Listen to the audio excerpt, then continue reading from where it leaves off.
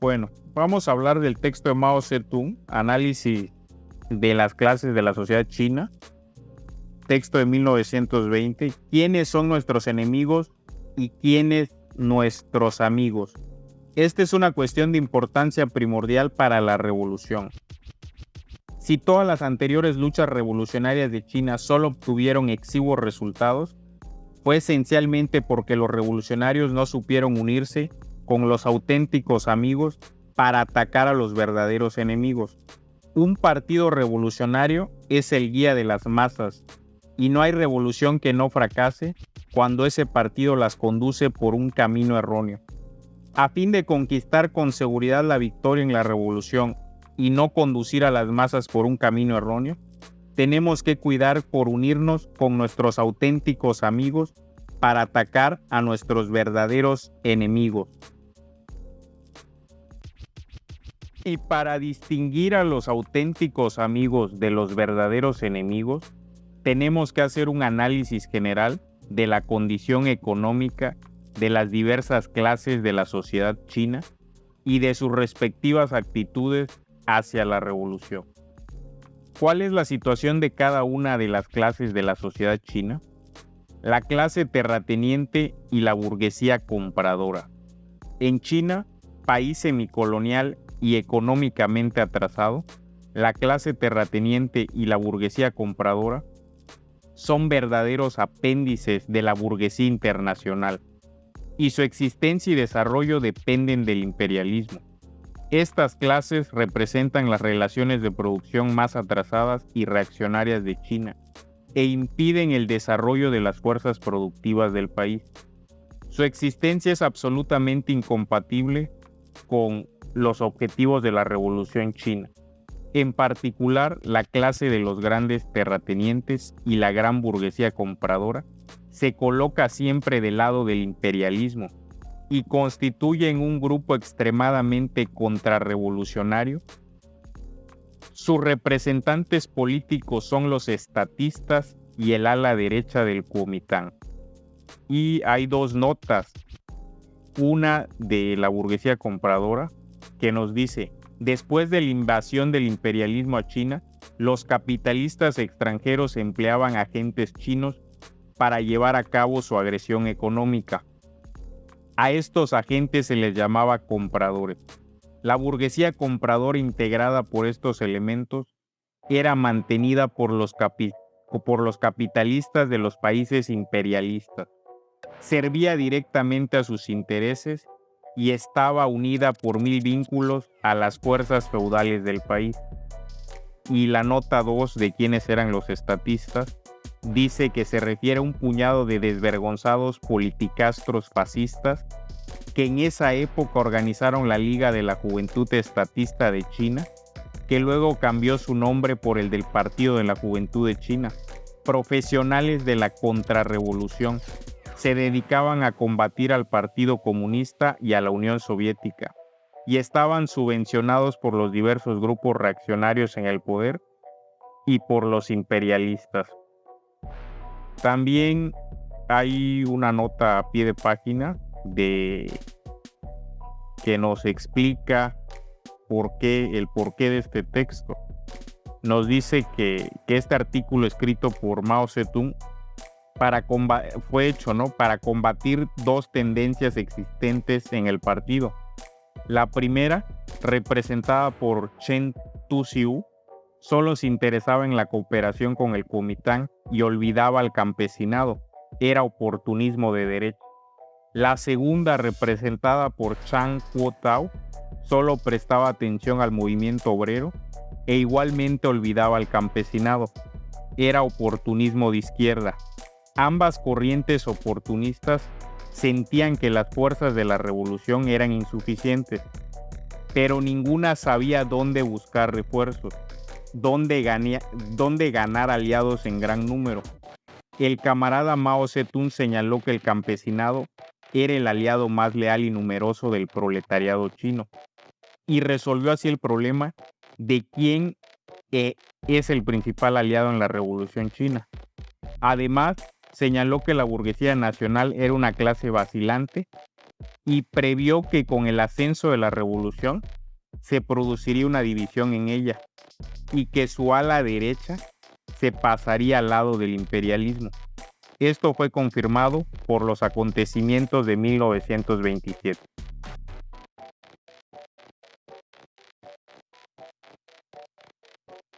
La burguesía media. Esta clase representa las relaciones de producción capitalistas en la ciudad y el campo de China. La burguesía media, por la que entendemos principalmente a la burguesía nacional, tiene una actitud contradictoria hacia la revolución china.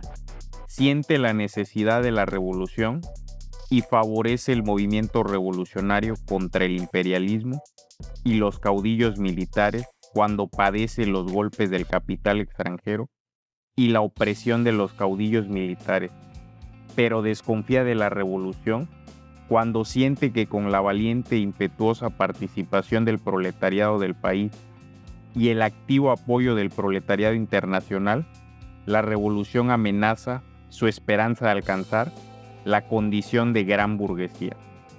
En lo político, aspira a establecer un Estado dominado por una sola clase, la burguesía nacional, uno que dice ser verdadero discípulo de Tai Chi Tao. Declaró en el Chen Pao de Pekín: levantar el brazo izquierdo para aplastar a los imperialistas y el derecho para aplastar a los comunistas. Estas palabras expresan el dilema y el temor de la burguesía nacional. Esta clase se opone a que el principio de la vida del pueblo del Kuomintang sea interpretado según la teoría de la lucha de clases, a que el Kuomintang se alíe con Rusia y admita en su seno comunistas y elementos de izquierda. Pero su intento de establecer un Estado dominado por la burguesía nacional es absolutamente irrealizable, debido a que la actual situación mundial se caracteriza por el hecho de que las dos grandes fuerzas, la revolución y la contrarrevolución, se enfrentan en la lucha final. Cada una de ellas ha levantado una gran bandera. Una es la bandera roja de la revolución, que enarbola la Tercera Internacional, llamando a unirse en torno suyo a todas las clases oprimidas del mundo. La otra es la bandera blanca de la contrarrevolución, que enarbola la Sociedad de las Naciones, llamando a unirse en torno suyo a todos los contrarrevolucionarios de la tierra. Inevitablemente se producirá pronto una división dentro de las clases intermedias. Algunos sectores se inclinarán hacia la izquierda para unirse a la revolución y otros hacia la derecha para sumarse a la contrarrevolución. Para estas clases no hay posibilidad alguna de permanecer independientes. Por eso, la idea concebida por la burguesía media china de una revolución independiente, en la que esta clase desempeñaría el papel principal, no es más que una ilusión. La pequeña burguesía. A ella pertenecen los campesinos propietarios, los artesanos, los propietarios de talleres, las capas inferiores de la intelectualidad, estudiantes, maestros de enseñanza primaria y secundaria, funcionarios subalternos, oficinistas, tinterillos y los pequeños comerciantes. Tanto por su número como por su naturaleza de clase, la pequeña burguesía merece seria atención. Los campesinos propietarios y los artesanos propietarios de talleres se dedican a la producción en pequeña escala. Aunque las diferentes capas de la pequeña burguesía tienen todas las condiciones económica propia de esta clase, se dividen en tres sectores.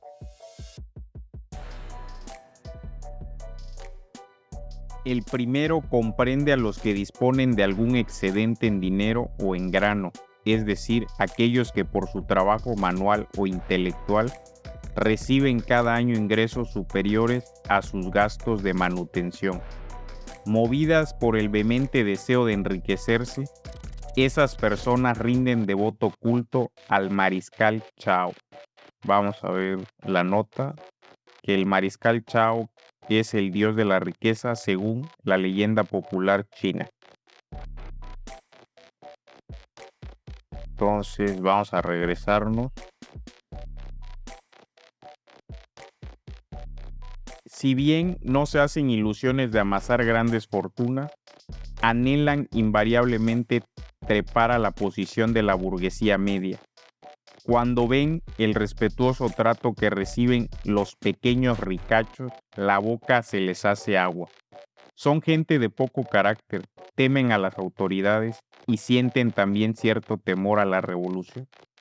Por su condición económica tan cercana a la de la burguesía media, dan mucho crédito a la propaganda de esta y desconfían de la revolución.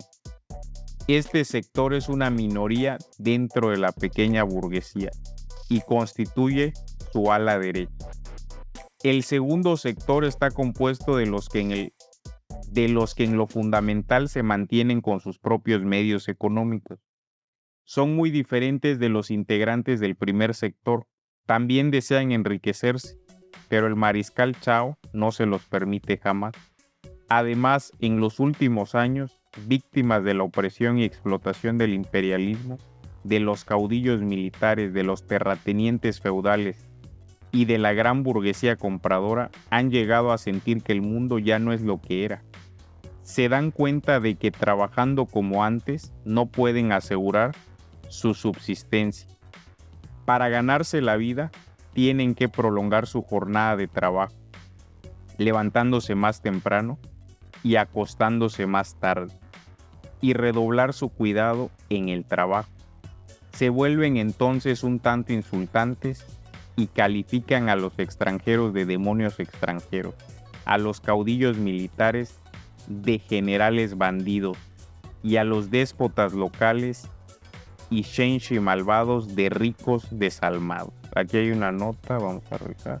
Los déspotas locales y shenshi malvados eran los terratenientes campesinos ricos, funcionarios retirados o gente acaudalada de la vieja sociedad china, que valiéndose de su influencia y poder, hacían y deshacían en el campo o en la ciudad, como representantes políticos de la clase terrateniente en las localidades, controlaban el poder judicial y manejaban los pleitos judiciales, se entregaban a la corrupción y a la vida disoluta, y cometían toda clase de fechorías y oprimían cruelmente al pueblo. Entonces vamos a regresar. ¿Dónde nos quedamos?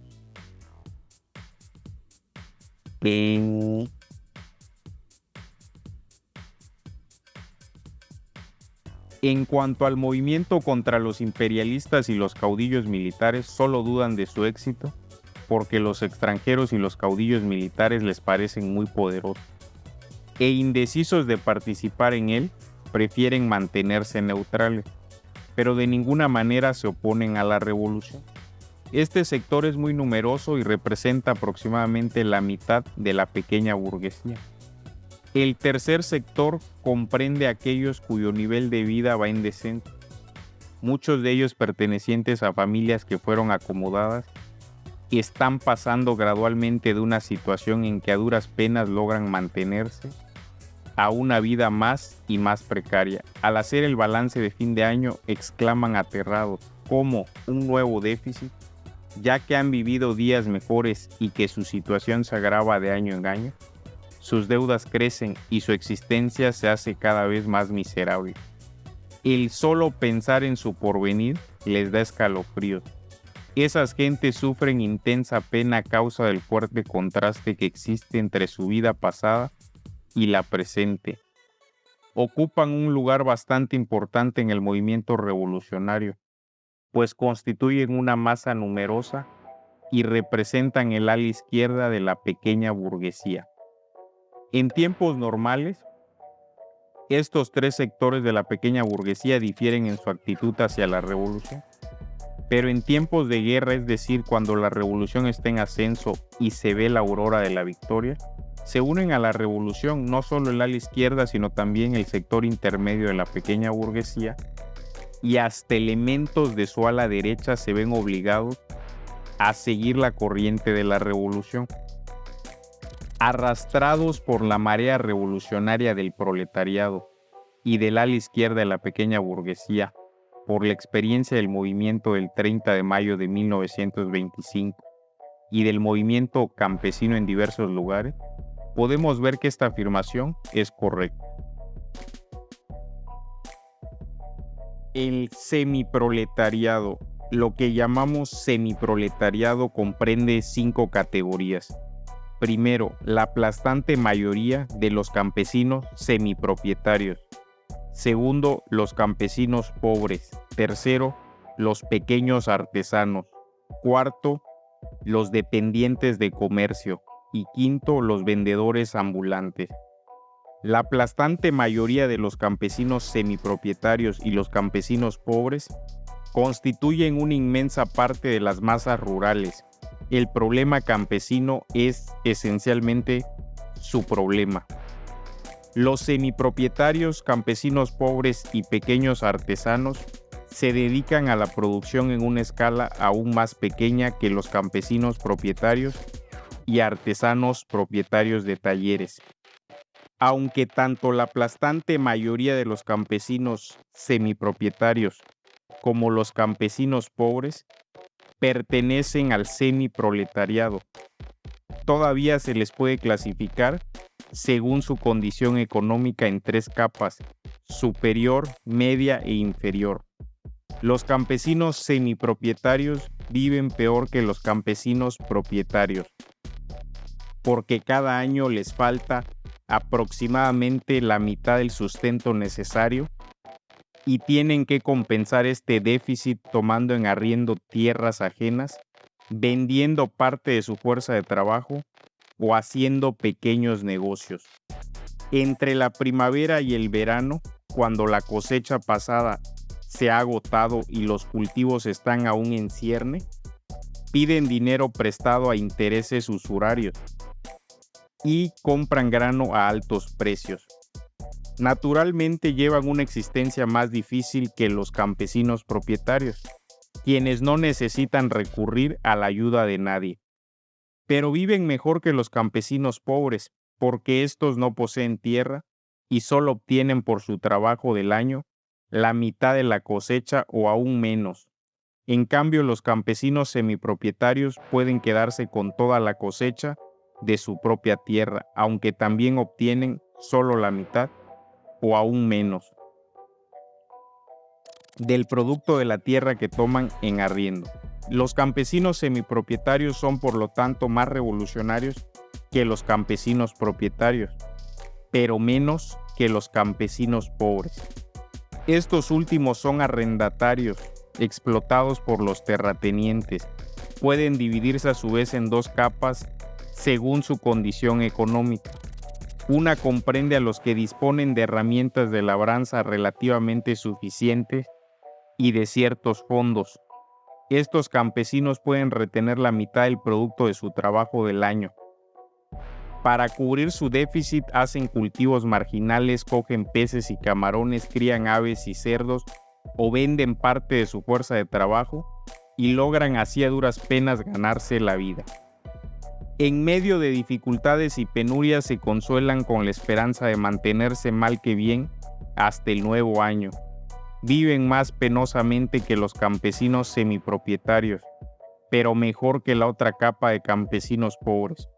Son más revolucionarios que los campesinos semipropietarios, pero menos que la otra capa de campesinos pobres. Estos últimos no tienen herramientas de labranza suficientes ni fondos.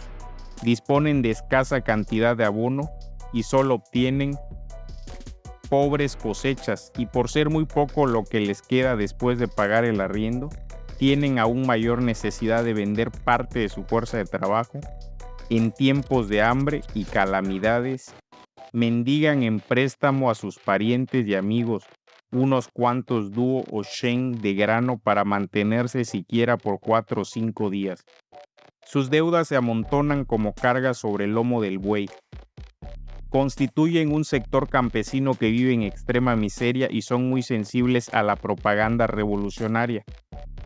Los pequeños artesanos son llamados semiproletarios, pues aunque poseen algunos medios de producción elementales y ejercen oficios libres, también se ven a menudo obligados a vender parte de su fuerza de trabajo y su condición económica se asemeja más o menos a la de los campesinos pobres. A causa del pesado fardo de sus obligaciones familiares y la disparidad entre sus ingresos y el costo de la vida, sienten constantemente el tormento de la pobreza y el miedo a la falta de trabajo. En este aspecto también se parecen a los campesinos pobres. Los dependientes son empleados de establecimientos comerciales. Sustentan a sus familias con un modesto sueldo, que por lo común solo es aumentado una vez en varios años, mientras los precios suben cada año. Si por casualidad uno entra en íntima conversación con ellos, se desatan en interminables quejas, con una situación a grandes rasgos similar a la de los campesinos pobres y pequeños artesanos. Son muy sensibles a la propaganda revolucionaria.